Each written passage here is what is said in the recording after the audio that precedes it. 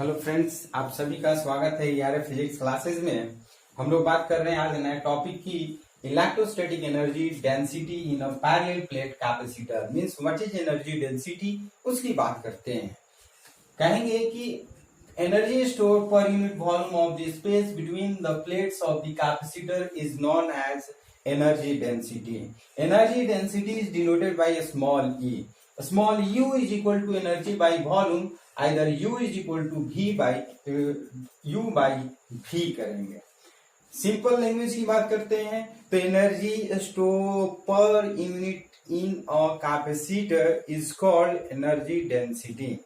Energy store per unit volume in a parallel plate capacitor is called energy density. It is denoted by a small u. So energy density u is equal to energy by volume is equal to u by v. इसकी हम theory की बात करते हैं।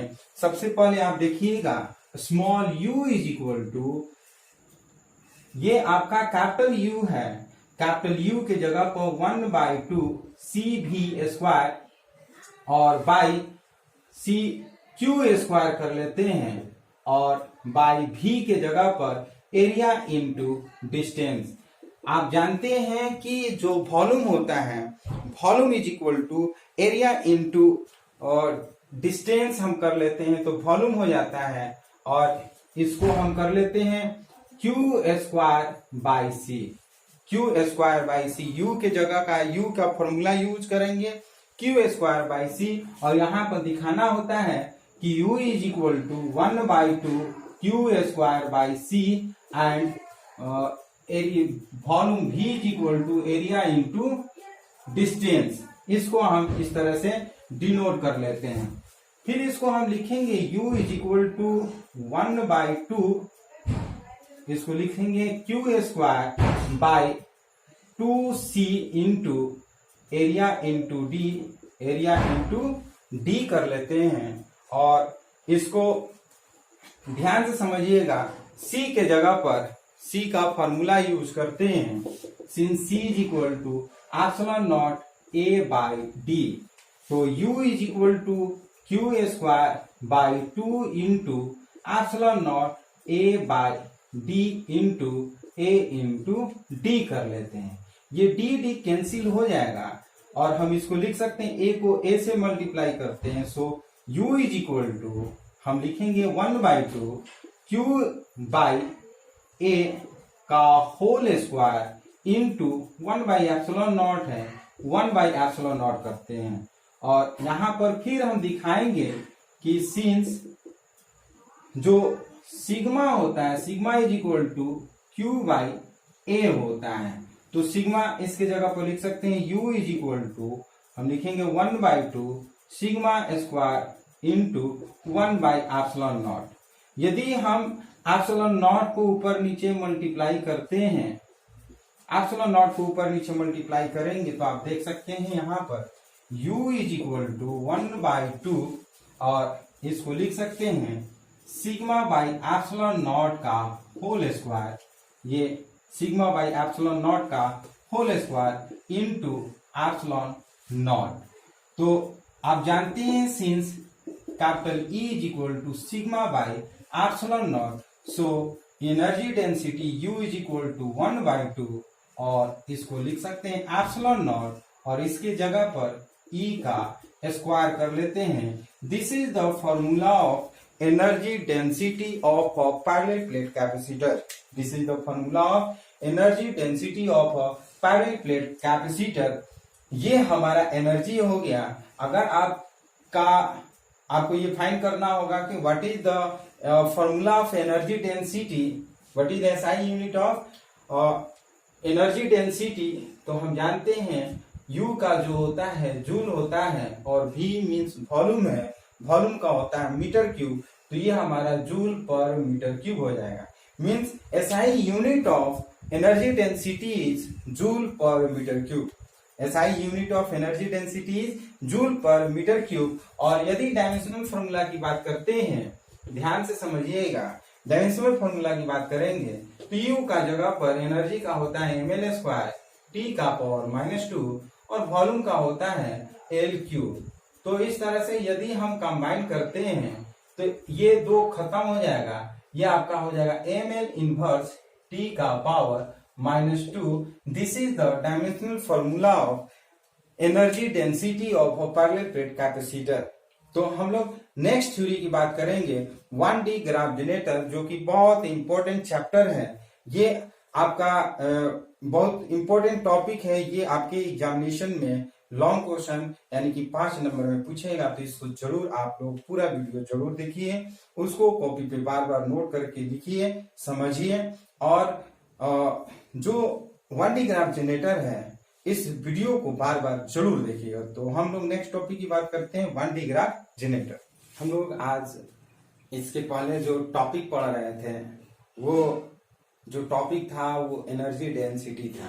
अब हम लोग बात कर रहे हैं 1D ग्राफ जनरेटर का। 1D ग्राफ जनरेटर है क्या, इसके बाद हम लोग करते हैं 1D graph generator. It is an electrostatic high voltage generator which can supply voltage of a few million volt. It was designed by Robert J.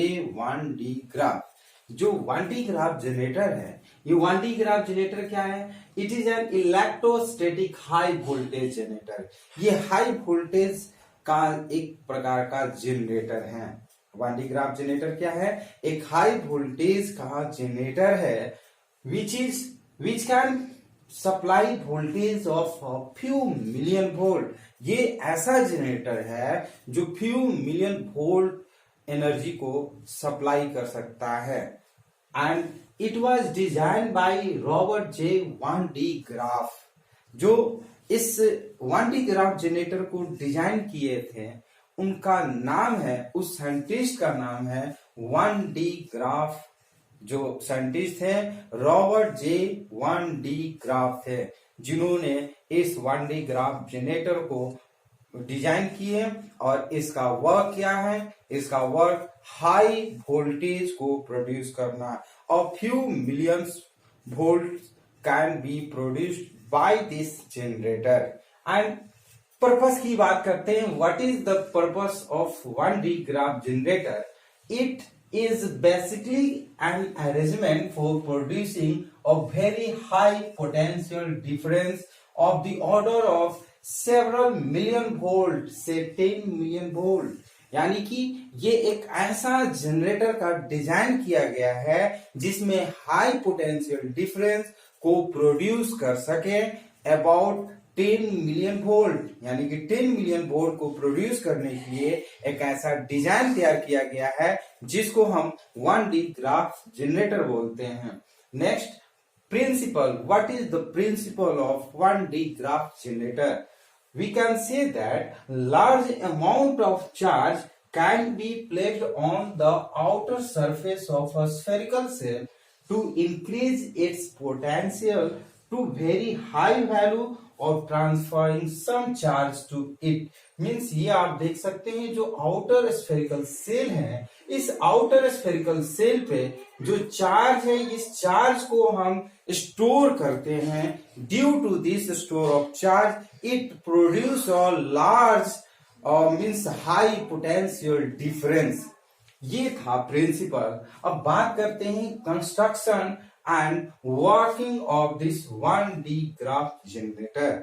सबसे पहले बात करते हैं construction of this 1D graph generator. तो देख सकते हैं it consist of a large conducting spherical shell as of few metre radius supported to an insulated stand of height of many metre. यानी कि ये आप देख रहे हैं कि दो स्टैंड हैं। इस दो स्टैंड को, ये इंसुलेटिंग स्टैंड है, इस इंसुलेटिंग स्टैंड पर हम क्या करते हैं कि फ्यू मिलियन जो रेडियस है, फ्यू मीटर रेडियस का स्फेरिकल जो कंडक्टर होता है उसको हम इस पे माउंटेड कर देते हैं इस तरह से कि ये जो है दोनों इंसुलेटिंग प्लेट पर ये अपना पोजीशन पे रहे। मीन्स कह सकते हैं कि it consist of a large conducting spherical shell. ये लार्ज कंसिस्टिंग स्फेरिकल सेल है of few metre of radius, जो कि कुछ metre few meter of radius का बना हुआ है and supported to an insulating stand of height of many meter। ये जो इसका सपोर्ट होता है, ये इंसुलेटिंग जो होते हैं, इंसुलेटिंग मटेरियल होते हैं जिसपे इसका ये सपोर्ट किया हुआ रहता है।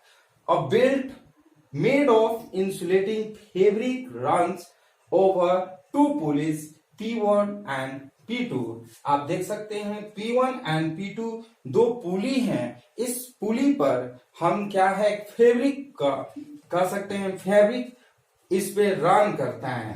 फैब्रिक जो होता है रन करता है। जिस तरह से आप देखते होंगे कि जो आटे चक्की मिल होते हैं, आटे चक्की मिल में जो दो पुलिस होते हैं, दो पुलिस होते हैं, उस पुलिस पे जो फैब्रिक रन करते हैं, ठीक उसी तरह से यहाँ पर भी P1 P2 दो पुली हैं और P1 P2 पर इस क्या करते हैं, फैब्रिक रन करता है। पुली P1 and the belt are run by an electric motor। ये जो पुली है P1 P2 आप देखते हैं कि ये किसी मोटर से, इलेक्ट्रिक मोटर से कनेक्ट कर देते हैं, जिससे कि मोटर कंटिन्यू चलता रहता है और उसके द्वारा due to this motor pulley will be also run and this pulley of fabric is also run over the pulley run by an electric motor। A spray comb C1 is connected to high voltage rectifier HVR which is earth। देख सकते हैं कि ये HVR जो है ये high voltage rectifier.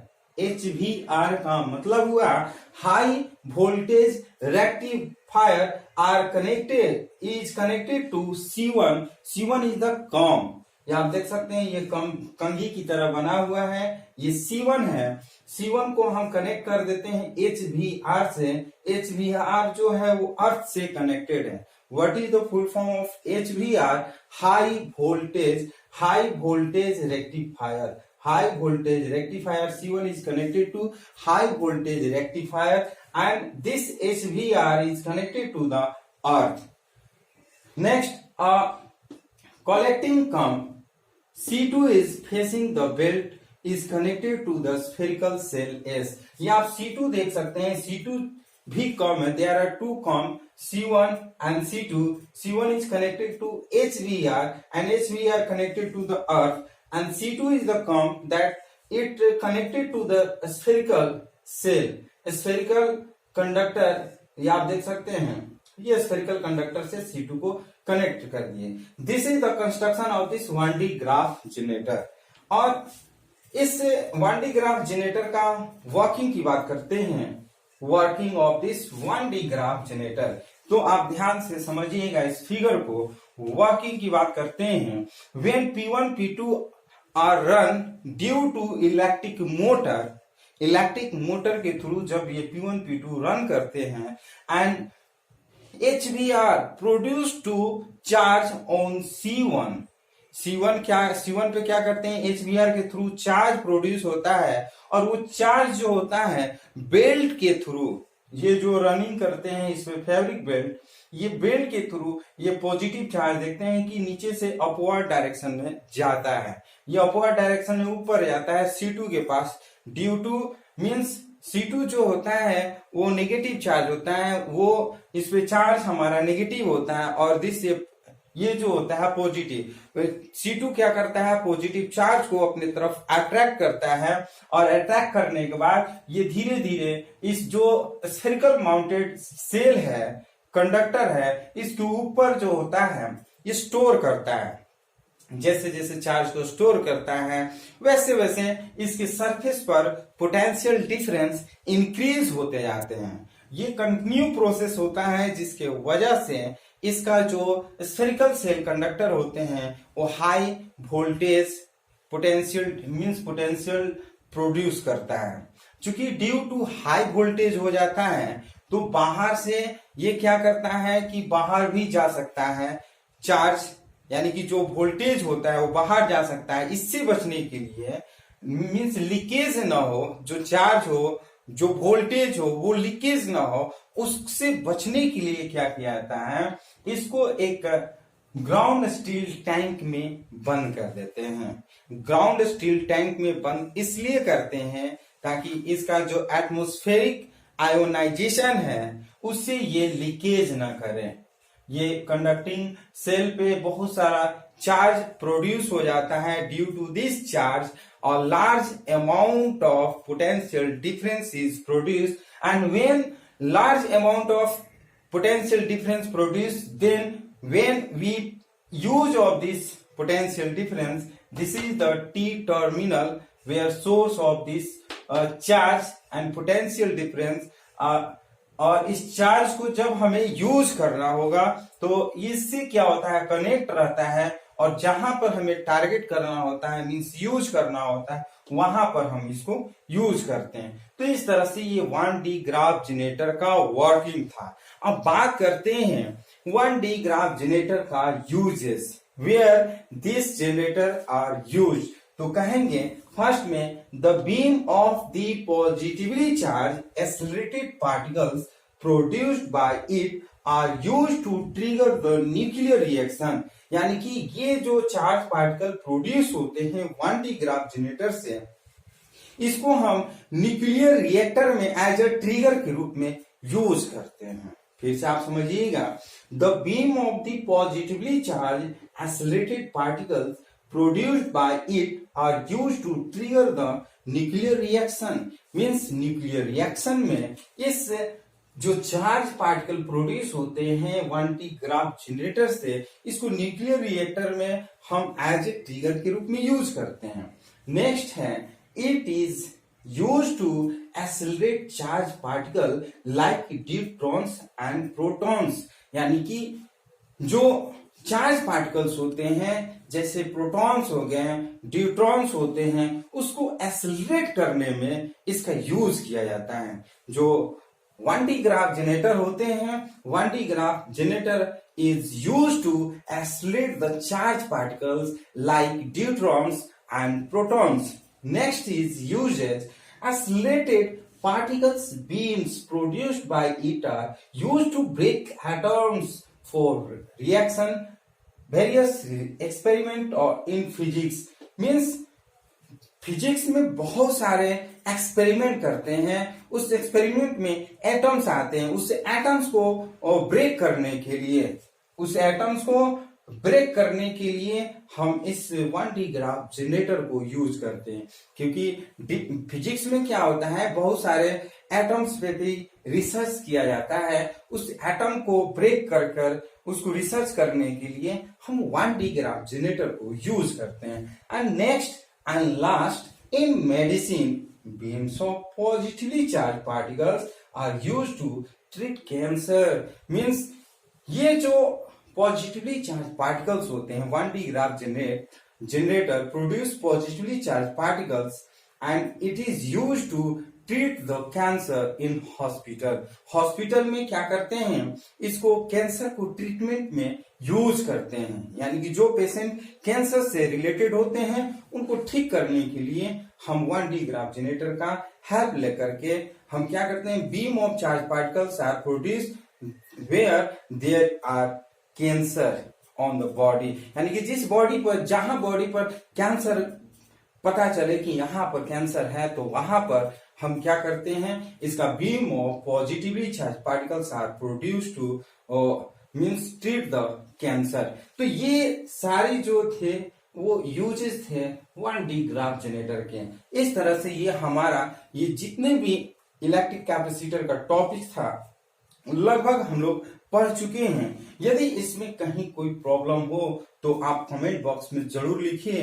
यदि video पसंद करते हैं तो लाइक शेयर कमेंट जरूर करिए। यदि आप हमारे नए व्यूअर हैं तो आप सब्सक्राइब करिए। नए वीडियो के साथ आपसे मिलते रहेंगे। फिर मिलते हैं नेक्स्ट वीडियो में। धन्यवाद।